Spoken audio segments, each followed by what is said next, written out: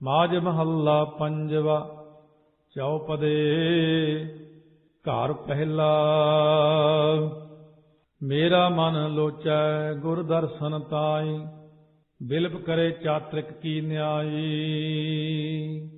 ਸੋ ਇਹ ਜਿਹੜਾ ਬਿਰਹੋਂ ਵਿਛੋੜੇ ਦਾ ਸ਼ਬਦ ਹੈ, ਭਾਵ ਬਿਰਹੋਂ ਤੋਂ ਬਾਅਦ ਮਿਲਾਪ ਦਾ ਸ਼ਬਦ ਸਤਿਗੁਰਾਂ ਨੇ ਲਾਹੌਰ ਸ਼ਹਿਰ ਦੇ ਵਿੱਚ ਬੈਠਿਆਂ ਉਦਾਸੀ ਰੂਪ ਵਿੱਚ 4 ਚਿੱਠੀਆਂ ਰੂਪ ਵਿੱਚ ਉਚਾਰਨਾ ਕੀਤਾ ਸੀ। ਮਾਝ ਮਹੱਲਾ ਪੰਜਵਾ। ਪੰਜਵੇਂ ਪਾਤਸ਼ਾਹ ਮਹਾਰਾਜ ਮਾਝ ਰਾਗ ਦੇ ਵਿੱਚ ਬਖਸ਼ਿਸ਼ ਕਰਦੇ ਨੇ ਚੌਪਦੇ। 4-4 ਪੌੜੀਆਂ ਦਾ ਸ਼ਬਦ, 4 ਪੌੜੀਆਂ ਦਾ ਕੁੱਲ ਘਰ ਪਹਿਲਾ, ਪਹਿਲੇ ਘਰ ਸੁਰਤਾਰ ਗਾਉਣ ਦਾ ਹੁਕਮ ਹੈ। ਸੋ ਜਦੋਂ ਜਿਸ ਵੇਲੇ ਸਤਿਗੁਰੂ ਗੁਰੂ ਰਾਮਦਾਸ ਸਾਹਿਬ ਮਹਾਰਾਜ ਦੇ ਵੱਡੇ ਭਰਾਤਾ ਭਾਈ ਸੰਘਾਰੀ ਮੱਲ ਜੀ, ਉਹਨਾਂ ਨੇ ਲਾਹੌਰੋਂ ਅੰਮ੍ਰਿਤਸਰ ਸਾਹਿਬ ਆ ਕੇ ਆਪ ਜੀ ਪਾਸ ਬੇਨਤੀ ਕੀਤੀ ਕਿ ਆਪ ਜੀ ਦੇ ਭਤੀਜੇ ਦਾ ਵਿਆਹ ਹੈ, ਮੇਰੀ ਪ੍ਰਾਰਥਨਾ ਪ੍ਰਵਾਨ ਕਰਕੇ ਗ੍ਰਹਿ ਵਿਖੇ ਚਰਨ ਪਾਓ, ਆਪ ਕਿਰਪਾ ਕਰਕੇ ਮੇਰਾ ਕਾਰਜ ਚੰਗੀ ਤਰ੍ਹਾਂ ਨਿਭ ਜਾਵੇ। ਇਸ ਤਰ੍ਹਾਂ ਦੇ ਬਚਨ ਸੁਣ ਕੇ ਸਤਿਗੁਰੂ ਮਹਾਰਾਜ ਪਹਿਲਾਂ ਤਾਂ ਚੁੱਪ ਰਹੇ, ਫਿਰ ਬਚਨ ਕਿਹਾ, ਭਰਾਤਾ ਜੀ ਤੁਹਾਡਾ ਕਹਿਣਾ ਤਾਂ ਠੀਕ ਹੈ, ਪਰ ਇਹ 'ਚ ਇੱਕ ਮੁਸ਼ਕਿਲ ਹੈ, ਜੇ ਅਸੀਂ ਤੁਹਾਡੇ ਨਾਲ ਚਲੇ ਗਏ ਸੰਗਤਾਂ ਵੀ ਸਾਡੇ ਪਿੱਛੇ ਲਾਹੌਰ ਜਾਣਗੀਆਂ।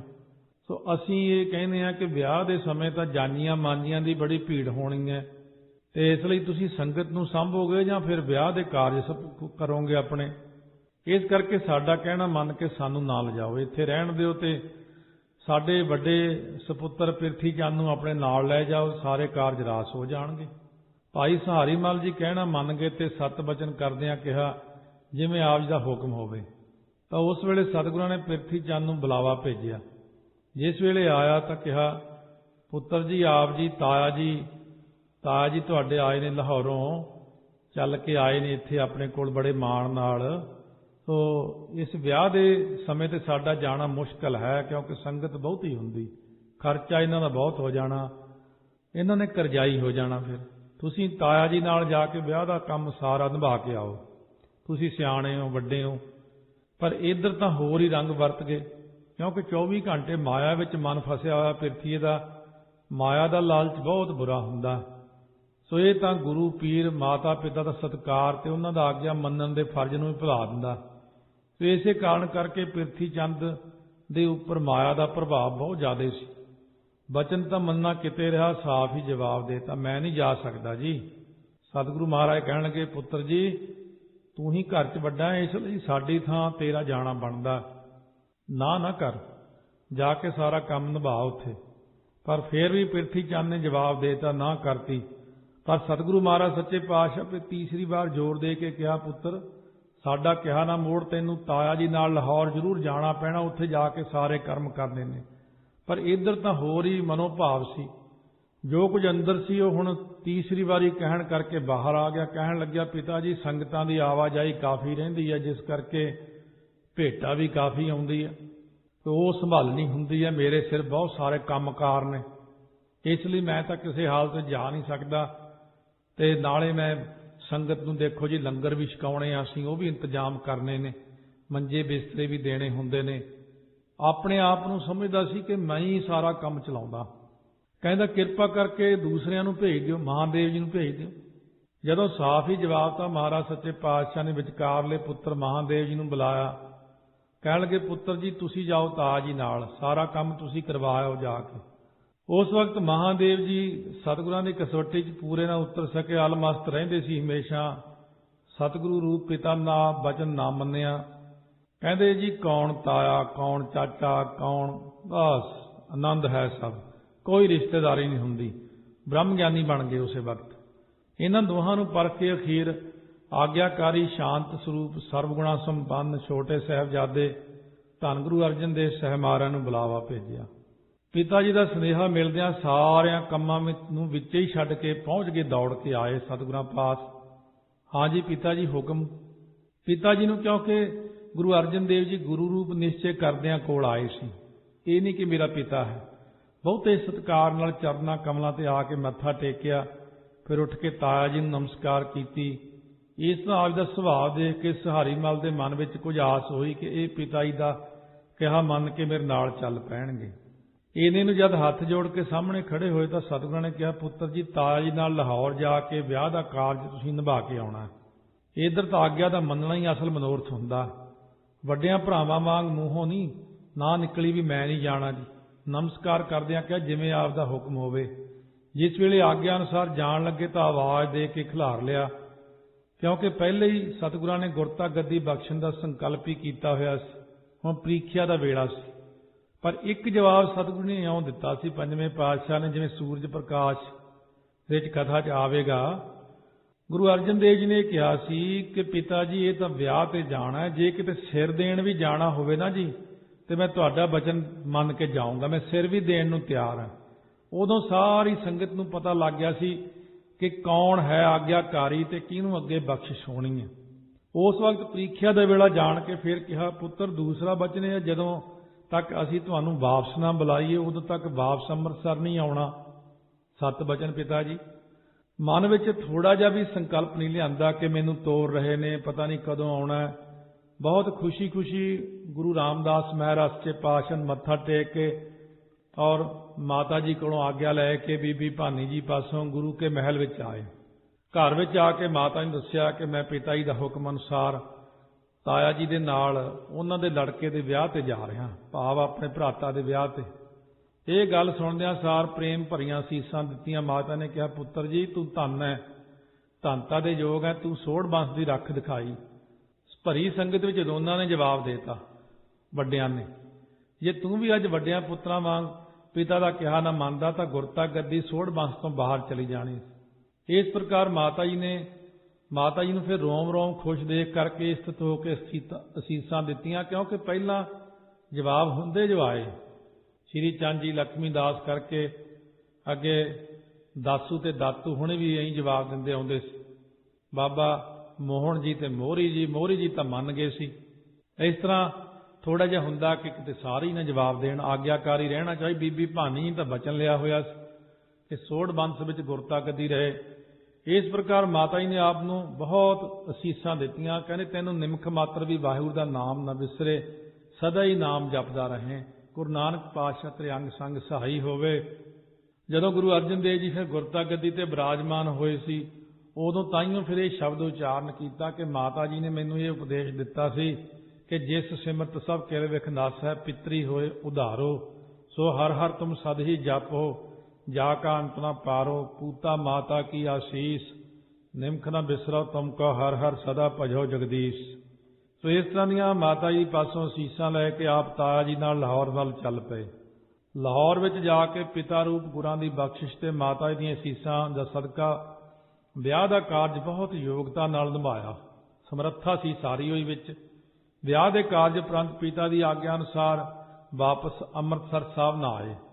ਸੋ ਉੱਥੇ ਲਾਹੌਰ ਵਿੱਚ ਹੀ ਦੀਵਾਨਖਾਨੇ ਰਹਿ ਕੇ ਆਪਣੇ ਪਵਿੱਤਰ ਬਚਨਾਂ ਦੁਆਰਾ ਲਾਹੌਰ ਦੀਆਂ ਸੰਗਤਾਂ ਨੂੰ ਨਿਹਾਲ ਤੇ ਕਰਤਾਰਥ ਕਰਦੇ ਰਹੇ। ਇਸ ਤਰ੍ਹਾਂ ਪਿਤਾ ਸਤਿਗੁਰਾਂ ਦੇ ਵਿਛੋੜੇ ਵਿੱਚ ਬੇਬਲ ਹੋਇਆਂ ਮਸਾਂ 7-8 ਮਹੀਨੇ ਬਿਤਾਏ। ਇੱਕ ਦਿਨ ਵਿਛੋੜੇ ਦਾ ਦੁੱਖ ਨਾ ਸਹਾਰਦੇ ਹੋਏ ਅਤੀ ਉਦਾਸ ਹੋ ਗਏ ਅਤੇ ਕੋਠੇ ਉੱਪਰ ਚੜ੍ਹ ਕੇ ਅੰਮ੍ਰਿਤਸਰ ਦਾ ਰਾਹ ਦੇਖਣ ਲੱਗ ਜਿਆ ਕਰਨ। ਕੋਈ ਆ ਰਿਹਾ। ਤੱਕਦਿਆਂ ਅੱਖਾਂ ਵਿੱਚੋਂ ਜਾਲ ਆ ਜਾਇਆ ਕਰੇ ਕਿ ਪਿਤਾ ਜੀ ਤਾਂ ਕਹਿੰਦੇ ਸੀ ਭੇਜਾਂਗੇ, ਬੰਦਾ ਕੋਈ ਭੇਜਿਆ ਹੀ ਨਹੀਂ ਹੈ। ਜਦੋਂ ਗੁਰਤਾ ਗੱਦੀ ਤੇ ਬਿਰਾਜਮਾਨ ਹੋਏ ਸੀ ਤਾਂ ਸੰਗਤ ਨੂੰ ਦੱਸਦਿਆਂ ਕਹਿੰਦੇ ਹੁੰਦੇ ਕਿ ਮੈਂ ਕੋਠੇ ਤੇ ਚੜ੍ਹ ਜਾਣਾ, ਅੰਮ੍ਰਿਤਸਰ ਸਾਹਿਬ ਦਾ ਰਸਤਾ ਦੇਖੀ ਜਾਣਾ। ਦਹਿ ਦਿਸ ਛਤਰ ਮੇਘ ਘਟਾ ਘਟ ਦਾਮਨ ਚਮਕ ਡਰਾਇਓ, ਸੇਜ ਅਕੇਲੀ ਨੀਂਦ ਨਹੁ ਨਹਿਨਾ ਫਿਰ ਪ੍ਰਦੇਸ਼ ਸੁਧਾਇਓ, ਹੁਣ ਨਹੀਂ ਸੰਦੇਸਰੋ ਮਾਇਓ, ਏਕ ਕੋਸਰੋ ਸਿੱਧ ਕਰਤ ਲਾਲ ਤਬ ਚਤਰ ਪਾਤਰੋ ਆਇਓ। ਤਾਂ 4 ਚਿੱਠੀਆਂ ਫੇਰ ਪ੍ਰਾਪਤ ਹੋਈਆਂ। ਕਿਉਂ ਵਿਸਰੈ ਹੋ ਲਾਲ ਪਿਆਰੋ, ਸਰਬ ਗੁਣਾ ਸੁਖ ਦਾਇਓ, ਮੰਦਰ ਚਰ ਕੈ ਪੰਥ ਨਿਹਾਰੋ, ਨੈਣ ਨੀਰ ਭਰ ਆਇਓ। ਕਹਿੰਦੇ ਮੈਂ ਕੋਠੇ ਤੇ ਖੜਾ ਹੋ ਕੇ ਦੇਖਣਾ, ਕੋਈ ਰਾਤ ਆ ਰਿਹਾ ਮੈਨੂੰ ਲੈਣ, ਕੋਈ ਸਿੱਖ ਆ ਰਿਹਾ। ਉਡੀਕਦਿਆਂ ਅੱਖਾਂ 'ਚੋਂ ਜਾਲ ਆ ਜਾਣਾ ਵੀ ਅੱਜ ਵੀ ਨਹੀਂ ਆਇਆ ਕੋਈ। ਮਹਾਰਾਜ ਸੱਚੇ ਪਾਤਸ਼ਾਹ ਨੇ ਉੱਥੇ ਹੀ ਸ਼ਬਦ ਬਾਅਦ ਵਿੱਚ ਦੱਸਿਆ ਸੰਗਤ ਨੂੰ, ਉਹੀ ਸ਼ਬਦ ਉਚਾਰਿਆ, ਮਿਲ ਮੇਰੇ ਪ੍ਰੀਤਮਾ ਜੀਓ ਤੁਝ ਬਿਨ ਖਰੀ ਨਿਮਾਣੀ। ਇਹ ਸ਼ਬਦ ਵੀ ਮਹਾਰਾਜ ਨੇ ਗੌੜੀ ਰਾਗ ਦੇ 'ਚ ਉਚਾਰਨ ਕੀਤਾ। ਇਸ ਤਰ੍ਹਾਂ ਕਾਫੀ ਸਮਾਂ ਅੰਮ੍ਰਿਤਸਰ ਸਾਹਿਬ ਦਾ ਰਾਹ ਤੱਕਦਿਆਂ ਬੀਤ ਗਿਆ। ਕਿਸੇ ਦੇ ਆਉਣ ਦੀ ਜਦ ਉੱਕਾ ਹੀ ਆਸ ਨਾ ਰਹੀ। ਉਸੇ ਤਰ੍ਹਾਂ ਹੀ ਅੱਖੀਆਂ ਜਲ ਨਾਲ ਭਰੀਆਂ ਥੱਲੇ ਉਤਰ ਆਏ। ਮਨ ਵਿੱਚ ਵਿਰਾਗ ਬਹੁਤ ਹੈ, ਪਰ ਮਾਤਾ ਪਿਤਾ ਦਾ ਹੁਕਮ ਜਿਹੜਾ ਉਹ ਸਿਰ ਮੱਥੇ ਮੰਨਿਆ, ਆਪਣੇ ਆਪ ਨਹੀਂ ਆਉਣ ਦਾ ਹੁਕਮ ਸੀ। ਇਸ ਕਰਕੇ ਇਸ ਤਰ੍ਹਾਂ ਉਦਾਸੀ ਵਿੱਚ ਹੀ ਪੂਰਾ ਸਾਲ ਬੀਤ ਗਿਆ, ਪਰ ਸੰਦੇਸ਼ਾ ਨਾ ਆਇਆ। ਆਖਰ ਰਹਿ ਨਾ ਸਕੇ, ਕਾਗਜ਼ ਕਲਮ ਲੈ ਕੇ ਵਿਰਾਗਮਈ ਸ਼ਬਦ ਰੂਪ ਪਹਿਲੀ ਚਿੱਠੀ ਪਿਤਾ ਗੁਰੂ ਰਾਮਦਾਸ ਸਾਹਿਬ ਮਹਾਰਾਜ ਨੂੰ ਜੋ ਲਿਖੀ, ਉਹ ਬਾਅਦ ਵਿੱਚ ਫਿਰ ਸ਼ਬਦ ਰੂਪ ਬਣ ਗਈ। ਪਹਿਲਿਆਂ ਪਦਿਆਂ ਵਿੱਚ ਤਿੰਨਾਂ 'ਚ ਨਾਨਕ ਨਾਮ ਨਹੀਂ ਆਉਂਦਾ, ਇਸੇ ਕਰਕੇ ਬਾਅਦ ਵਾਲੇ ਪਦੇ 'ਚ ਅਖੀਰ 'ਚ ਨਾਨਕ ਨਾਮ ਆਉਂਦਾ। ਮੇਰਾ ਮਨ ਲੋਚੈ ਗੁਰ ਦਰਸ਼ਨ ਤਾਈ। ਇਹ ਗੁਰੂ ਰਾਮਦਾਸ ਸਾਹਿਬ ਮਹਾਰਾਜ ਸੱਚੇ ਪਾਤਸ਼ਾਹ, ਆਪ ਜੀ ਦੇ ਦਰਸ਼ਨਾਂ ਲਈ ਮੇਰਾ ਮਨ ਬਹੁਤਾ ਹੀ ਲੋਚੈ ਤੋਂ ਭਾਵ ਚਾਹੁੰਦਾ ਹੈ। ਬਿਲਪ ਕਰੇ ਚਾਤ੍ਰਿਕ ਕੀ ਨਿਆਈ। ਜਿਸ ਤਰ੍ਹਾਂ ਚਾਤ੍ਰਿਕ ਜਿਹੜਾ ਬਬੀਹਾ ਸਵੰਤੀ ਬੂੰਦ ਦੀ ਪ੍ਰਾਪਤੀ ਲਈ ਪ੍ਰਿਓ ਪ੍ਰਿਓ ਪ੍ਰਿਓ ਪ੍ਰਿਓ ਕਰਕੇ ਬਿਰਲਾਪ ਕਰਦਾ ਹੈ, ਸੋ ਉਸ ਚਾਤ੍ਰਿਕ ਦੀ ਨਿਆਈ ਜਿਹੜਾ ਮੇਰਾ ਮਨ ਆਪ ਦੇ ਦਰਸ਼ਨਾਂ ਲਈ ਬਹੁਤ ਬਿਰਲਾਪ ਕਰ ਰਿਹਾ ਹੈ। ਨਾ ਤਾਂ ਮੈਨੂੰ ਨੀਂਦ ਆਉਂਦੀ ਹੈ, ਨਾ ਮੈਨੂੰ ਚੈਨ ਆਉਂਦਾ, ਨਾ ਰੋਟੀ ਸਵਾਦ ਲੱਗਦੀ ਹੈ, ਪਾਣੀ ਅੰਨ ਨਾ ਭਾਵੈ, ਮਰੀਐ ਹਾਵੈ। ਹੌਂਕੇ ਲੈ ਲੈ ਕੇ ਮਰ ਰਿਹਾ, ਨਾ ਪਾਣੀ ਚੰਗਾ ਲੱਗਦਾ, ਨਾ ਰੋਟੀ, ਨਾ ਨੀਂਦ ਆਉਂਦੀ ਹੈ। ਸੋ ਦਿਨੋਂ ਦਿਨ ਸਰੀਰ ਘਟਦਾ ਹੀ ਜਾ ਰਿਹਾ ਹੈ ਵਿਰਾਗ ਦੇ ਵਿੱਚ। ਤ੍ਰਿਖਾ ਨਾ ਉਤਰੈ ਸ਼ਾਂਤ ਨ ਆਵੈ, ਬਿਨ ਦਰਸ਼ਨ ਸੰਤ ਪਿਆਰੇ ਜੀਓ। ਇਹ ਸ਼ਾਂਤ ਆਤਮਾ ਪਿਆਰੇ ਸਤਿਗੁਰੂ ਜੀ, ਆਪਦੇ ਦਰਸ਼ਨਾਂ ਰੂਪੀ ਸਵੰਤੀ ਬੂੰਦ ਦੀ ਪ੍ਰਾਪਤੀ ਹੋਏ ਤੋਂ ਬਿਨਾਂ ਦਰਸ਼ਨਾਂ ਦੀ ਜਿਹੜੀ ਤ੍ਰੇਹ ਆ ਨਾ, ਤ੍ਰਿਖਾ ਤੋਂ ਭਾਵ ਪਿਆਸ ਜਿਹੜੀ ਉਤਰਦੀ ਨਹੀਂ, ਜਿਸ ਕਰਕੇ ਮਨ ਨੂੰ ਸ਼ਾਂਤੀ ਨਹੀਂ ਆਉਂਦੀ। ਹਉ ਘੋਲੀ ਜੀਉ ਘੋਲ ਕਮਾਈ, ਗੁਰ ਦਰਸ਼ਨ ਸੰਤ ਪਿਆਰੇ ਜੀਓ ਰਹਾਉ। ਇਹ ਸੰਤਾਂ ਦੇ ਪਿਆਰੇ ਸਤਿਗੁਰੂ ਜੀ, ਮੈਂ ਆਪ ਜੀ ਦੇ ਦਰਸ਼ਨਾਂ ਤੋਂ ਕੁਰਬਾਨ ਜਾਵਾਂ, ਬਲਿਹਾਰ ਜਾਵਾਂ। ਇਹ ਸਤਿਗੁਰੂ, ਮੈਂ ਆਪ ਦੇ ਦਰਸ਼ਨਾਂ ਤੋਂ ਘੋਲ ਘਮਾਈ, ਵਾਰਨੇ ਫੇਰਨੇ ਜਾਵਾਂ ਜੀ। ਧੰਨ ਗੁਰੂ ਅਰਜਨ ਦੇਵ ਸਾਹਿਬ ਜੀ ਮਹਾਰਾਜ ਸੱਚੇ ਪਾਤਸ਼ਾਹ ਕਥਨ ਕਰਦੇ, ਹੈ ਗੁਰੂ ਰਾਮਦਾਸ ਸਾਹਿਬ ਜੀ, ਮੈਂ ਮਨ ਕਰਕੇ ਵੀ ਆਪ ਤੋਂ ਘੋਲੀ ਹੁੰਦਾ, ਵਾਰਨੇ ਫੇਰਨੇ ਜਾਂਦਾ, ਬਾਣੀ ਕਰਕੇ ਵੀ ਵਾਰਨੇ ਫੇਰਨੇ ਜਾਂਦਾ, ਘੁਮਾਈ ਹੁੰਦਾ, ਸਰੀਰ ਕਰਕੇ ਵੀ ਆਪ ਹੀ ਤੋਂ ਵਾਰਨੇ ਫੇਰਨੇ ਬਲਿਹਾਰਨੇ ਜਾਂਦਾ ਰਹਾਓ। ਇਸ ਤਰ੍ਹਾਂ ਦੀ ਚਿੱਠੀ ਲਿਖ ਕੇ ਇੱਕ ਨਜ਼ਦੀਕੀ ਸਿੱਖ ਨੂੰ ਦੇ ਕੇ ਕਿਹਾ, ਇਹ ਚਿੱਠੀ ਸ੍ਰੀ ਅੰਮ੍ਰਿਤਸਰ ਸਾਹਿਬ ਜਾ ਕੇ ਗੁਰੂ ਰਾਮਦਾਸ ਸਾਹਿਬ ਮਹਾਰਾਜ ਚਰਨਾਂ 'ਚ ਰੱਖ ਦੇਣੀ, ਅਤੇ ਜਿਵੇਂ ਫਿਰ ਗੁਰੂ ਸਾਹਿਬ ਹੁਕਮ ਕਰਨ ਉਹ ਵਾਪਸ ਆ ਕੇ ਮੈਨੂੰ ਦੱਸੀ। 7 ਵਚਨ ਕਹਿ ਕੇ ਉਹ ਸਿੱਖ ਚਿੱਠੀ ਲੈ ਕੇ ਚਿੱਠੀ ਨੂੰ ਸੰਭਾਲਦਾ ਹੋਇਆ ਸ੍ਰੀ ਅੰਮ੍ਰਿਤਸਰ ਸਾਹਿਬ ਚੱਲ ਪਿਆ। ਸੋ ਜਿਸ ਵਕਤ ਅੰਮ੍ਰਿਤਸਰ ਸਾਹਿਬ ਪਹੁੰਚਿਆ ਤਾਂ ਸ੍ਰੀ ਗੁਰੂ ਰਾਮਦਾਸ ਸਾਹਿਬ ਮਹਾਰਾਜ ਦੇ ਮਿਲਾਪ ਹੋਣ ਤੋਂ ਪਹਿਲਾਂ ਹੀ ਪਿਰਥੀ ਚੰਦ ਮਿਲ ਪਿਆ। ਲੰਮੇ ਸਫ਼ਰ ਕਰਕੇ ਮਿੱਟੀ ਘੱਟਾ ਅੰਗਾਂ ਤੇ ਪਿਆ ਹੋਇਆ ਸੀ। ਸ਼ਕਲ ਪਛਾਣਨ ਤੇ ਸ਼ੱਕ ਹੋਇਆ ਕਿਤੇ ਲਾਹੌਰੋਂ ਨਾ ਕੋਈ ਸੁਨੇਹਾ ਦੇਣ ਆ ਗਿਆ ਹੋਵੇ। ਪੁੱਛਿਆ ਕਿੱਥੋਂ ਆਇਆ, ਕਹਿੰਦੇ ਕੀ ਕਰਨ ਆਇਆ। ਸਿੱਖ ਵਿਚਾਰਾ ਸਿੱਧਾ ਸਾਦਾ ਸੀ, ਵਲ ਛਲ ਕੋਈ ਨਹੀਂ ਸੀ ਉਹਦੇ 'ਚ। ਸਾਰੀ ਵਾਰਤਾ ਦੱਸਦਿਆਂ ਪਿਰਥੀ ਚੰਦ ਨੂੰ ਚਿੱਠੀ ਪਕੜਾਉਂਦਿਆਂ ਕਿਹਾ, ਇਹ ਆਪਦੇ ਛੋਟੇ ਭਰਾਤਾ ਜੀ ਨੇ ਆਪਣੇ ਪਿਤਾ ਗੁਰੂ ਰਾਮਦਾਸ ਮਹਾਰਾਜ ਵੱਲ ਭੇਜੀ ਚਿੱਠੀ। ਪਿਰਥੀ ਚੰਦ ਨੇ ਚਿੱਠੀ ਪਕੜ ਲਈ ਤੇ ਉਹਨੂੰ ਤੋੜ ਦਿੱਤਾ। ਕਿਹਾ, ਚੰਗਾ ਜਾ ਜਾ, ਕੋਈ ਗੱਲ ਨਹੀਂ, ਪ੍ਰਸ਼ਾਦਾ ਪਾਣੀ ਛਕ, ਆਰਾਮ ਕਰ, ਮੈਂ ਚਿੱਠੀ ਦੇ ਦਿੰਦਾ ਮਹਾਰਾਜ ਨੂੰ। ਸਿੱਖ ਤਾਂ ਦਰਸ਼ਨ ਪਰਸ਼ਨ ਕਰਕੇ ਵਾਪਸ ਚਲਿਆ, ਪਰ ਇਧਰ ਪਿਰਥੀ ਚੰਦ ਨੇ ਜਿਸ ਵਕਤ ਨਵੇਕਲੇ ਹੋ ਕੇ ਇਕਾਂਤ ਵਿੱਚ ਚਿੱਠੀ ਪੜ੍ਹੀ ਤਾਂ ਬੜਾ ਪਰੇਸ਼ਾਨ ਹੋਇਆ। ਉਹਦੀ ਚਿੰਤਾ ਪਲ ਪਲ ਵੱਧਦੀ ਗਈ। ਸੋਚਦਾ, ਇਹ ਸ਼ਬਦ ਤਾਂ ਪਿਤਾ ਜੀ ਦੀ ਬਾਣੀ ਨਾਲ ਰਲਦੇ ਮਿਲਦੇ, ਜੇ ਪਿਤਾ ਜੀ ਨੇ ਚਿੱਠੀ ਦੇਖ ਲਈ ਤਾਂ ਉਹਨਾਂ ਨੇ ਜ਼ਰੂਰ ਇਹਨਾਂ ਨੂੰ ਬਿਨਾਂ ਦੇਰੀ ਤੋਂ ਹੀ ਗੁਰਤਾ ਗੱਦੀ ਬਖਸ਼ਿਸ਼ ਕਰ ਦੇਣੀ ਹੈ। ਫਿਰ ਛੋਟੇ ਭਾਈ ਨੂੰ ਗੱਦੀ ਤੇ ਬਿਠਾ ਤਾਂ ਮੈਨੂੰ ਬਹੁਤ ਔਖਾ ਹੋਣਾ, ਮੇਰੀ ਇੰਨੇ ਚਿਰ ਦੀ ਆਸ ਉੱਪਰ ਪਾਣੀ ਫਿਰ ਜਾਣਾ। ਕਿਉਂਕਿ ਇਸ ਤਰ੍ਹਾਂ ਦੇ ਸੰਕਲਪ ਕਰਦਿਆਂ ਚਿੱਠੀ ਨੂੰ ਸਤਿਗੁਰਾਂ ਕੋਲ ਪਹੁੰਚਾਉਣ ਦੀ ਥਾਂ ਆਪਣੇ ਚੋਲੇ ਦੇ ਖੀਸੇ 'ਚ ਹੀ ਪਾ ਲਿਆ ਉਹਨੇ। ਕਿਉਂਕਿ ਕਈ ਜ਼ਿਆਦਾ ਹੀ ਕੰਮਕਾਰ ਕਰਦੇ, ਪਿਰਥਵੀਆ ਦਿਖਾਵੇ ਦਾ ਕੰਮ ਬਹੁਤਾ ਕਰਦਾ ਸੀ। ਉਹ ਸੋਚਦਾ ਸੰਗਤ ਦੀ ਨਿਗਾਹ 'ਚ ਆ ਜਾਵਾਂ ਮੈਂ, ਗੁਰਾਂ ਦੀ ਨਿਗਾਹ 'ਚ ਆ ਜਾਵਾਂ ਮੈਂ, ਸਾਰੇ ਮੈਨੂੰ ਹੀ ਸਤਿਗੁਰੂ ਪਹਿਲਾਂ ਹੀ ਮੱਥੇ ਟਿਕਾਈ ਜਾਂਦਾ ਹੁੰਦਾ ਸੀ ਆਪਣੇ ਆਪ ਨੂੰ ਕਿ ਬਸ ਗੱਦੀ ਤਾਂ ਆਪਾਂ ਨੂੰ ਹੀ ਮਿਲਣੀ ਹੈ। ਉਧਰ ਸਿੱਖ ਨੇ ਲਾਹੌਰ ਪਹੁੰਚ ਕੇ ਮਹਾਰਾਜ ਸੱਚੇ ਪਾਤਸ਼ਾਹ ਨੂੰ ਸੁਨੇਹਾ ਦਿੱਤਾ ਕਿ ਚਿੱਠੀ ਪਹੁੰਚਾ ਆਇਆ ਜੀ, ਜਿਸ ਕਰਕੇ ਆਪ ਜੀ ਉਡੀਕਦੇ ਰਹੇ ਕਿ ਅੱਜ ਵੀ ਪਿਤਾ ਜੀ ਦਾ ਸੁਨੇਹਾ ਆਉਂਦਾ, ਅੱਜ ਵੀ ਆਉਂਦਾ। ਸੋ ਇਸੇ ਤਰ੍ਹਾਂ ਉਡੀਕ ਵਿੱਚ ਕਈ ਦਿਨ ਲੰਘ ਗਏ। ਆਸ ਤਾਂ ਮਨ ਵਿੱਚ ਬੜੀ ਸੀ ਕਿ ਚਿੱਠੀ ਪੜ੍ਹਦਿਆਂ ਪਿਤਾ ਜੀ ਬੁਲਾਵਾ ਭੇਜਣਗੇ, ਪਰ ਸੁਨੇਹਾ ਕੋਈ ਆ ਨਾ ਦੇਖ ਕੇ ਨਿਰਾਸ਼ਤਾ ਵੱਧਦੀ ਗਈ। ਜਿਸ ਕਰਕੇ ਫਿਰ ਦੂਸਰੀ ਜਿਹੜੀ ਚਿੱਠੀ ਸੀ ਉਹ ਲਿਖਣਾ ਕੀਤੀ। ਤੇਰਾ ਮੁਖ ਸੁਹਾਵਾ ਜੀਓ ਸਹਿਜ ਧੁਨ ਬਾਣੀ। ਇਹ ਗੁਰੂ ਸਾਹਿਬ ਜੀ ਸੱਚੇ ਪਾਤਸ਼ਾਹ ਜੀ, ਆਪ ਦਾ ਮੁਖਾਰਬਿੰਦ ਬੜਾ ਹੀ ਸੋਭਨੀਕ ਹੈ।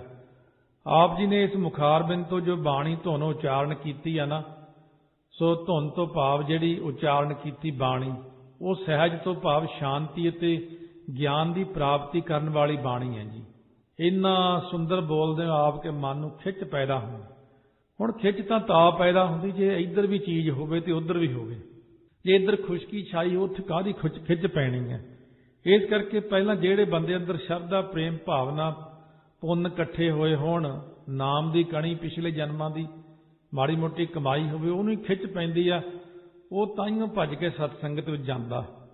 ਚਿਰ ਹੋਆ ਦੇਖੇ ਸਾਰਿੰਗ ਪਾਣੀ, ਇਹ ਸਾਰੰਗ ਨਾਮੇ ਧਨਕ ਦੇ ਧਾਰਨ ਵਾਲੇ ਈਸ਼ਵਰ ਸਰੂਪ ਸਤਿਗੁਰੂ ਆਪ ਦੇ ਦਰਸ਼ਨ ਕੀਤਿਆਂ ਚੰਕਾਲ ਹੋ ਗਿਆ, ਬੜੀ ਦੇਰ ਹੋ ਗਈ। ਸਾਰੰਗ ਤੋਂ ਭਾਵ ਬਬੀਹੇ ਨੂੰ ਪਾਣੀ ਦੇਖਿਆ ਬਹੁਤ ਦੇਰ ਹੋ ਗਈ। ਇਉਂ ਬੜੇ ਵਿਰਾਗ ਦੀ ਚਿੱਠੀ ਲਿਖੀ। ਫਿਰ ਗੁਰੂ ਅਰਜਨ ਦੇਵ ਸਾਹਿਬ ਮਹਾਰਾਜ ਕਹਿੰਦੇ, ਹੈ ਗੁਰੂ ਰਾਮਦਾਸ ਸਾਹਿਬ ਜੀ, ਆਪ ਦੇ ਦਰਸ਼ਨ ਕੀਤਿਆਂ ਨੂੰ ਬਹੁਤ ਸਮਾਂ ਹੋ ਗਿਆ, ਜਿਸ ਕਰਕੇ ਮੇਰਾ ਮਨ ਪਪੀਹੇ ਵਾਂਗੂ ਆਪਦੇ ਦਰਸ਼ਨਾਂ ਰੂਪੀ ਸਵੰਤੀ ਬੂੰਦ ਲਈ ਤੜਫਦਾ ਰਹਿੰਦਾ। ਧੰਨ ਸੋ ਦੇਸ ਜਹਾਂ ਤੂੰ ਵਸਿਆ, ਮੇਰੇ ਸੱਜਣ ਮੀਤ ਮੁਰਾਰੇ ਜੀਓ। हे ਗੁਰੂ ਸਾਹਿਬ ਜੀ, ਆਪ ਜੀ ਜਿਸ ਅੰਮ੍ਰਿਤਸਰ ਸ਼ਹਿਰ ਰੂਪੀ ਦੇਸ਼ ਵਿੱਚ ਵਸ ਰਹੇ ਹੋ, ਉਹ ਦੇਸ਼ ਵੀ ਧੰਨਤਾ ਦੇ ਯੋਗ ਹੈ। हे ਮੁਰਾਰੀ ਰੂਪ ਸਤਿਗੁਰੂ, ਆਪ ਹੀ ਮੇਰੇ ਸੱਜਣੋ, ਇਸ ਲੋਕ ਦੇ ਸੱਚੇ ਮਿੱਤਰੋਂ ਪਰਲੋਕ ਦੇ ਹੋ ਜੀ ਆਪ। ਹਉ ਕੋਲੇ ਹਉ ਕੋਲ ਕੁਮਾਈ, ਗੁਰ ਸੱਜਣ ਮੀਤ ਮੁਰਾਰੇ ਜੀਓ ਰਹਾਓ। हे ਮੁਰਾਰੀ ਦੇ ਸਰੂਪ ਗੁਰੂ ਸਾਹਿਬ ਜੀ, हे ਪਰਮੇਸ਼ਰ ਜੀ, ਕੇਵਲ ਆਪ ਹੀ ਮੇਰੇ ਇਸ ਲੋਕ ਦੇ ਸੱਜਣੋਂ ਤੇ ਪਰਲੋਕ ਦੇ ਮੀਤ ਹੋ। ਇਉਂ ਲਿਖ ਕੇ ਮਹਾਰਾਜ ਸੱਚੇ ਪਾਤਸ਼ਾਹ ਨੇ ਫਿਰ ਚਿੱਠੀ ਜਿਹੜੀ ਭੇਜੀ ਹੈ ਕਿ ਮੈਂ ਤਾਂ ਆਪ ਜੀ ਤੋਂ ਮਨ ਕਰਕੇ ਵਾਰਨੇ ਫੇਰਨੇ ਜਾਂਦਾ, ਤਨ ਕਰਕੇ ਬਾਣੀ ਕਰਕੇ ਘੋਲ ਕਮਾਈ ਵਾਰਨੇ ਫੇਰਨੇ ਜਾਂਦਾ। ਇਹ ਚਿੱਠੀ ਲੈ ਕੇ ਫੇਰ ਦਿੱਤੀ, ਕੁਦਰਤੀ ਫੇਰ ਅੱਗਿਓਂ ਪਿਰਥੀ ਦਾ ਮਿਲ ਪਿਆ।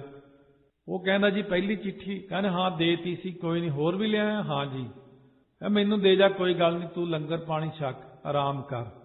ਫਿਰ ਉਹ ਚਿੱਠੀ ਪਿਰਥੀ ਨੇ ਜੇਬ 'ਚ ਪਾ ਲਈ। ਸੋ ਇਸ ਤਰ੍ਹਾਂ ਫਿਰ ਸੰਸ਼ੇ ਦੀ ਨਿਵਰਤੀ ਹੋ ਗਈ ਵੀ ਹਾਂ ਚਲੋ ਚਿੱਠੀ ਉੱਥੇ ਪਹੁੰਚ ਗਈ ਹੈ। ਸੋ ਇਸ ਤਰ੍ਹਾਂ ਦੀਆਂ ਗੱਲਾਂ ਬਾਤਾਂ ਕਰਕੇ ਉਹਨੂੰ ਮੋੜ ਦਿੱਤਾ। ਮਹਾਰਾਜ ਸੱਚੇ ਪਾਤਸ਼ਾਹ ਦੇਖਦੇ ਹੁਣ ਫੇਰ ਕੋਈ ਜਵਾਬ ਨਹੀਂ ਆਇਆ ਹੈ, ਤੇ ਭਰਾਤਾ ਜੀ ਨੇ ਚਿੱਠੀ ਲੈ ਕੇ ਸ਼ਾਇਦ ਪਿਤਾ ਜੀ ਨਹੀਂ ਦਿੱਤੀ। ਕਿੰਨੀ ਦੇਰ ਉਡੀਕ ਕੇ ਫੇਰ ਇੱਕ ਚਿੱਠੀ ਲਿਖੀ ਹੈ, ਇੱਕ ਘੜੀ ਨਾ ਮਿਲਤੇ ਤਾਂ ਕਲਯੁਗ ਹੋਤਾ। हे ਗੁਰੂ ਸਾਹਿਬ ਜੀ, ਜਿਸ ਵੇਲੇ ਆਪ ਪਾਸ ਰਹਿੰਦਾ ਸੀ ਤੁਹਾਡੇ ਕੋਲ, ਤਾਂ ਕਿਸੇ ਕਾਰਨ ਜੇ ਇੱਕ ਘੜੀ ਮਾਤਰ ਵੀ ਆਪ ਨਹੀਂ ਸੀ ਮਿਲਦੇ ਤਾਂ ਆਪ ਦਾ ਦਰਸ਼ਨ ਪ੍ਰਾਪਤ ਨਹੀਂ ਸੀ ਹੁੰਦਾ, ਤਾਂ ਕਲਯੁਗ ਹੋ ਜਾਂਦਾ। ਭਾਵ ਆਪ ਦੇ ਦਰਸ਼ਨਾਂ ਤੋਂ ਬਿਨਾਂ ਚਿੱਤ ਵਿੱਚ ਬੜਾ ਭਾਰੀ ਵਿਖੇਪ ਹੁੰਦਾ ਸੀ। ਗੁਰੂ ਸਾਹਿਬ ਜੀ ਕਥਨ ਕਰਦੇ, ਇਹ ਸਤਿਗੁਰੂ ਆਪ ਦੇ ਪਾਸ ਰਹਿੰਦਿਆਂ ਕਿਸੇ ਕਾਰਨ ਆਪ ਜੀ ਤੋਂ ਨਾ ਜੇ ਮਿਲਦੇ, ਵਿਛੋੜੇ ਦੀ ਇੱਕ ਘੜੀ ਵੀ ਮੈਨੂੰ ਕਾਲ ਭਾਵ ਹੁੰਦੀ ਸੀ। ਯੁੱਗ ਦੀ ਨਿਆਈ ਭਾਵ ਇੱਕ ਯੁੱਗ ਜਿੰਨਾ ਫਰਕ ਪੈ ਜਾਂਦਾ।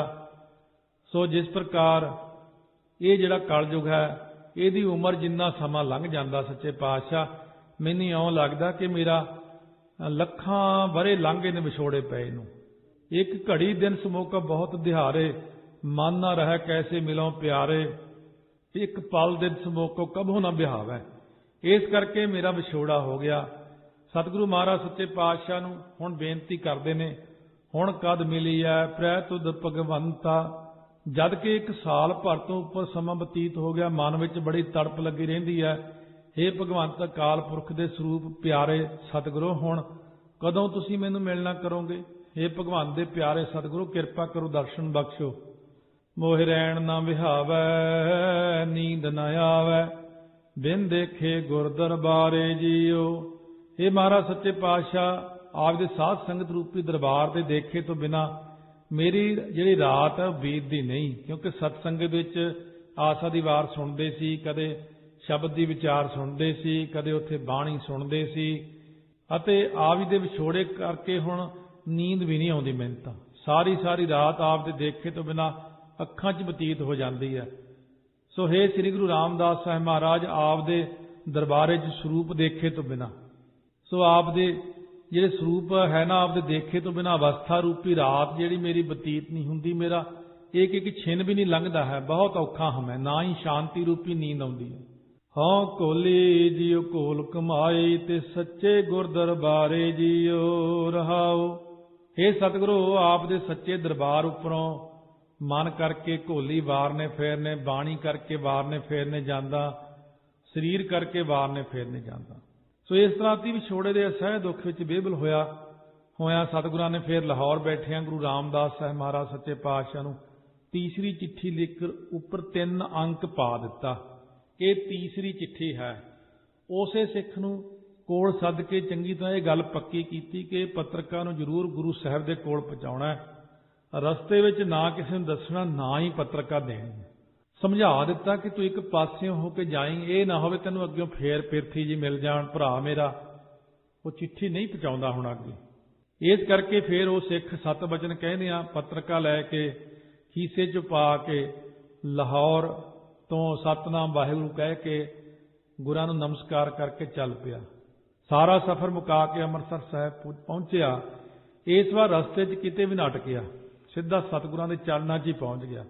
ਜਦੋਂ ਜਾ ਕੇ ਮੱਥਾ ਟੇਕਿਆ, ਪੱਤਰਕਾ ਫੜਾਉਂਦਿਆਂ ਬੇਨਤੀ ਕੀਤੀ, ਇਹ ਪੱਤਰਕਾ ਆਪ ਜੀ ਦੇ ਸਾਹਿਬਜ਼ਾਦੇ ਨੇ ਲਾਹੌਰੋਂ ਭੇਜੀ।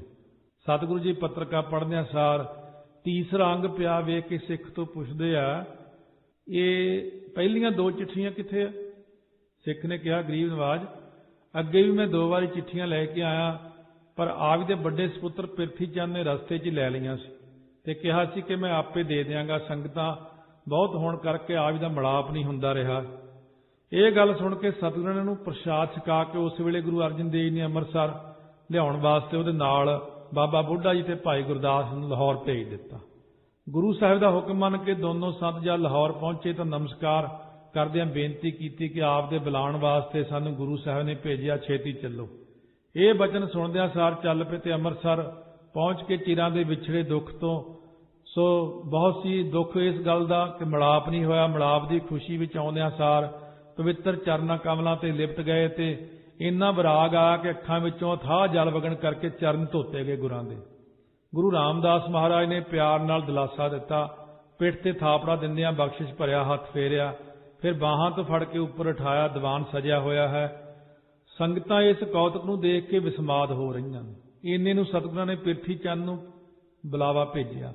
ਵੱਡਾ ਭਰਾਤਾ ਆਇਆ ਜਾਣ ਕੇ ਆਪ ਜੀ ਨੇ ਉਹਨਾਂ ਨੂੰ ਵੀ ਨਮਸਕਾਰ ਕੀਤੀ। ਇਹਨਾਂ ਨੂੰ ਸਤਿਗੁਰੂ ਕਹਿਣ ਲੱਗੇ, ਤੇਰੇ ਪਾਸ ਇਹਨਾਂ ਦੀਆਂ 2 ਚਿੱਠੀਆਂ ਆਈਆਂ, ਉਹ ਕਿੱਥੇ ਆ? ਤੈਂ ਸਾਨੂੰ ਕਿਉਂ ਨਹੀਂ ਦਿੱਤੀਆਂ? ਉਹ ਸਾਫ਼ ਹੀ ਮੁੱਕਰ ਗਿਆ, ਮੇਰੇ ਕੋਲ ਤਾਂ ਕੋਈ ਚਿੱਠੀ ਨਹੀਂ ਆਈ ਜੀ।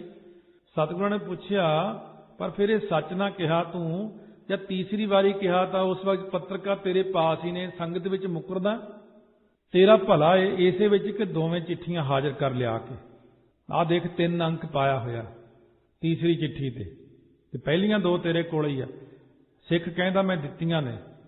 ਹੁਣ ਮਾਇਆ ਦਾ ਇਹੋ ਜਿਹਾ ਪੜਦਾ ਪਿਆ ਜੋ ਸਾਹਮਣੇ ਬੋਲਣ ਤੋਂ ਸੰਕੋਚ ਨਾ ਕੀਤਾ। ਕਹਿੰਦਾ ਤੁਸੀਂ ਬਾਰ-ਬਾਰ ਪੁੱਛਦੇ ਹੋ, ਸੋ ਇਸ ਕਰਕੇ ਉਹ ਹੁੰਡੀਆਂ ਤਾਂ ਨਹੀਂ ਕੋਈ ਜਿਹੜੀਆਂ ਮੈਂ ਲੁਕਾ ਲਈਆਂ ਵੀ ਬੜੇ ਪੈਸੇ ਉਹਨਾਂ ਦੇ ਵਿੱਚ ਹੈਗੇ ਆ। ਹੁੰਡੀਆਂ ਪੁਰਾਣੇ ਟਾਈਮ 'ਚ ਹੁੰਦੀਆਂ, ਜਿਵੇਂ ਹੁਣ ਡਰਾਫਟ ਬਣਾ ਕੇ ਲੈ ਕੇ ਜਾਂਦੇ ਆ। ਜਦ ਕਿਸੇ ਹੀਲੇ ਨਾ ਮੰਨਿਆ ਤਾਂ ਘਟ ਕੇ ਅੰਤਰ ਕੀ ਜਾਣਤ ਭਲੇ ਬੁਰੇ ਕੀ ਪੀਰ ਪਛਾਣਤ। ਸਤਿਗੁਰਾਂ ਨੇ ਇੱਕ ਸਿੱਖ ਨੂੰ ਕੋਲ ਬੁਲਾ ਕੇ ਇਸ਼ਾਰੇ ਨਾਲ ਹੌਲੀ ਜੀ ਕਿਹਾ ਕਿ ਇਹਦੇ ਘਰ ਜਾ ਕੇ ਇਹਦੀ ਘਰ ਵਾਲੀ ਕਰਮੋਂ ਪਾਸੋਂ ਚੋਲਾ ਲਿਆਓ ਕਿ ਪਿਰਥੀ ਚੰਦ ਮੰਗਦਾ। ਸੂਰਜ ਪ੍ਰਕਾਸ਼ ਐਸਾ ਵੀ ਆਇਆ ਕਿ ਦਰਵਾਜ਼ੇ ਵੜਦਿਆਂ ਸਾਰ ਸਾਹਮਣੇ ਇੱਕ ਚੋਲਾ ਟੰਗਿਆ ਹੋਇਆ, ਉਹ ਲਾਹ ਕੇ ਲੈ ਆਇਆ। ਇੰਨੀ ਅੰਤਰਜਾਮਤਾ ਨਾਲ ਸਤਿਗੁਰਾਂ ਨੇ ਦੱਸ ਦਿੱਤਾ ਕਿ ਉਹਦੇ ਚੋਲੇ ਦੀ ਸੱਜੀ ਜੇਬ ਦੇ ਵਿੱਚੋਂ ਚਿੱਠੀਆਂ ਨੇ। 7 ਵਚਨ ਕਹਿ ਕੇ ਸਿੱਖ ਪਿਰਥੀ ਦੇ ਗ੍ਰਹਿ ਗਿਆ ਤੇ ਕਰਮੋਂ ਪਾਸੋਂ ਸੋ ਪਿਰਥੀ ਚੰਦ ਦਾ ਨਾਂ ਲੈ ਕੇ ਚੋਲਾ ਲਿਆਇਆ। ਇਹ ਚੋਲਾ ਘਰ ਵਿੱਚ ਕਿੱਲੀ ਉੱਪਰ ਟੰਗਿਆ ਰਹਿ ਗਿਆ ਸੀ। ਜਦੋਂ ਘਰ ਸੀ ਤਾਂ ਸੁਨੇਹਾ ਪੁੱਜਣ ਤੇ ਪਿਰਥੀ ਚੰਦ ਆਪ ਤਾਂ ਚਲਿਆ ਆਇਆ, ਪਰ ਚੋਲਾ ਪਾਉਣਾ ਭੁੱਲ ਗਿਆ ਅਤੇ ਮਾਇਆ ਵਿੱਚ ਦਿਨ ਰਾਤ ਖੱਚਤ ਰਹਿਣ ਕਰਕੇ ਚਿੱਠੀਆਂ ਨੂੰ ਪਾੜ ਦੇਣ ਜਾਂ ਲੁਕਾ ਦੇਣ ਦਾ ਖਿਆਲ ਨਾ ਰਿਹਾ। ਜਿਸ ਕਰਕੇ ਦੋਵੇਂ ਚਿੱਠੀਆਂ ਆਲਾ ਤੱਕ ਚੰਗੇ ਚੋ ਢੰਗ ਨਾਲ ਇਹਨੇ ਐ ਮਰੋੜ ਤਰੋੜ ਕੇ ਖੀਸੇ 'ਚ ਪਾ ਕੇ ਰੱਖੀਆਂ ਹੋਈਆਂ ਸੀ, ਕਿਸੇ ਨੂੰ ਪਤਾ ਨਾ ਲੱਗੇ। ਜਿਸ ਵੇਲੇ ਚੋਗਾ ਸਾਹਮਣੇ ਆਇਆ ਤਾਂ ਪਿਰਥੀ ਚੰਦ ਦੇ ਹੋਸ਼ ਗੁੰਮ ਹੋ ਗਏ। ਚੋਗੇ ਦੇ ਆਉਣ ਉੱਪਰ ਸਤਿਗੁਰਾਂ ਨੇ ਕਿਹਾ, ਹੁਣ ਤਾਂ ਇਹਦੇ ਵਿੱਚੋਂ ਚਿੱਠੀਆਂ ਆਪ ਕੱਢ ਕੇ ਦੇਵੇਂਗਾ? ਪਰ ਉਹ ਕੁਝ ਵੀ ਸੋਚਦਾ ਨਹੀਂ ਸੀ, ਕ੍ਰੋਧ ਨਾਲ ਲਾਲੋ ਲਾਲ ਹੋ ਰਿਹਾ ਸੀ। ਇਸ ਤਰ੍ਹਾਂ ਦੇ ਬਚਨ ਸੁਣ ਕੇ ਸ਼ਰਮਿੰਦਾ ਜਿਹਾ ਹੋ ਗਿਆ, ਚਿਹਰੇ ਤੋਂ ਲਾਲੀ ਉੱਡ ਗਈ, ਪਲੱਤਣਤਾ ਆ ਗਈ ਉਸ ਵਕਤ ਤੇ ਵੱਧ ਘੱਟ ਬੋਲਣ ਲੱਗਿਆ। ਗੁਰੂ ਰਾਮਦਾਸ ਮਹਾਰਾਜ ਨੇ ਕਿਹਾ, ਕਾਹੇ ਪੂਤ ਝਗੜਤ ਹੋ ਸੰਗ ਬਾਪ, ਜਿਨ ਕੇ ਜਣੇ ਬਡੀਰੇ ਤੁਮ ਹੋ, ਤਿਨ ਸਿਓ ਝਗੜਤ ਪਾਪ। ਇਸ ਕਰਕੇ ਮਹਾਰਾਜ ਰਹਾਓ ਉਚਾਰਨ ਕਰਨ ਤੋਂ ਬਾਅਦ ਕਹਿੰਦੇ, ਜਿਸ ਧਨ ਕਾ ਤੁਮ ਗਰਭ ਕਰਤ ਹੋ, ਸੋ ਧਨ ਕਿਸੈ ਨਾ ਆਪ, ਖਿਨ ਮੈਂ ਛੋੜ ਜਾਏ ਵਿਖਿਆ ਰਸ, ਤਉ ਲਾਗੈ ਪਛਤਾਪ। ਇਸ ਤਰ੍ਹਾਂ ਬਹੁਤ ਸਮਝਾਇਆ। ਪਿਰਥੀ ਚੰਦ ਨੂੰ ਸ਼ਾਂਤ ਕਰਕੇ ਫਿਰ ਸਤਿਗੁਰਾਂ ਨੇ ਆਪ ਚੋਗੇ ਵਿੱਚੋਂ ਦੋਵੇਂ ਚਿੱਠੀਆਂ ਕੱਢੀਆਂ ਤੇ ਤੀਸਰੀ ਵੀ ਨਾਲ ਰਲਾ ਕੇ ਭਰੇ ਦੀਵਾਨ ਦੇ ਵਿੱਚ ਫਰਮਾਇਆ, ਇਹ 3 ਪਦ ਰਚੇ ਹੋਏ ਨੇ, ਹੁਣ ਜੋ ਕੋਈ ਅਗਲਾ ਚੌਥਾ ਪਦ ਇਹਦੇ ਮੁਤਾਬਕ ਰਚ ਦੇਵੇਗਾ ਉਹਨੂੰ ਗੁਰਤਾ ਗੱਦੀ ਤੇ ਬਿਠਾ ਦਿਆਂਗੇ। ਸਾਰੀ ਸੰਗਤ ਵਿੱਚ ਸਨਾਟਾ ਛਾ ਗਿਆ। ਚਾਹੇ ਦੀਵਾਨ ਵਿੱਚ ਬੜੇ ਬੜੇ ਗੁਣੀ ਕਵੀ ਜਨ ਬੈਠੇ ਸੀ, ਪਰ ਕਿਸੇ ਦਾ ਹੀਆਂ ਨਾ ਪਿਆ। ਸਾਰੇ ਚੁੱਪ ਬੱਟੀ ਬੈਠੇ ਰਹੇ। ਕੋਈ ਦੇਰ ਮਗਰੋਂ ਸਤਿਗੁਰਾਂ ਨੇ ਆਪ ਪ੍ਰਿਥੀ ਚੰਦ ਨੂੰ ਸੰਬੋਧਨ ਕਰਦਿਆਂ ਕਿਹਾ, ਹੁਣ ਵੇਲਾ, ਜੇ ਕੁਝ ਕਰ ਸਕਦਾ ਤਾਂ ਆ ਲੈ ਫੜ, ਆ 3 ਚਿੱਠੀਆਂ ਦੇ ਬਰਾਬਰ ਚੌਥੀ ਚਿੱਠੀ ਲਿਖ ਦੇ, ਨਾਲ ਮਿਲਾ ਦੇ ਚੌਥਾ ਪਦਾ, ਗੁਰਤਾ ਗੱਦੀ ਤੈਨੂੰ ਦੇ ਦਿਆਂਗੇ। ਈਰਖਾ ਵਿੱਚ ਸੜਦੇ ਰਹਿਣ ਦਾ ਕੋਈ ਫਾਇਦਾ ਨਹੀਂ। ਪਰ ਪ੍ਰਿਥੀ ਚੰਦ ਕੋਲੋਂ ਕਿਵੇਂ ਬਣ ਆਵੇ? ਇਹ ਤਾਂ ਬਖਸ਼ਿਸ਼ ਹੈ, ਜਿਹਦੇ ਤੇ ਕਰ ਦੇਣ ਵਾਹਿਗੁਰੂ ਕਰ ਦੇਣ। ਜਿਸ ਉੱਪਰ ਹੋ ਜਾਵੇ ਉਹ ਸ਼ਰਮਿੰਦਗੀ ਵਿੱਚ ਹੀ ਚੁੱਪ ਖੜਾ ਰਿਹਾ। ਜਿਸ ਵਕਤ ਕੋਈ ਅੱਗੇ ਨਾ ਵਧਿਆ ਤਾਂ ਸਤਿਗੁਰਾਂ ਨੇ ਆਪ ਹੁਕਮ ਕੀਤਾ, ਪੁੱਤਰ ਜੀ ਸਾਡੀ ਆਗਿਆ ਮੰਨ ਕੇ ਅਗਲਾ ਚੌਥਾ ਪਦ ਵੀ ਉਚਾਰ ਨਾ ਕਰੋ।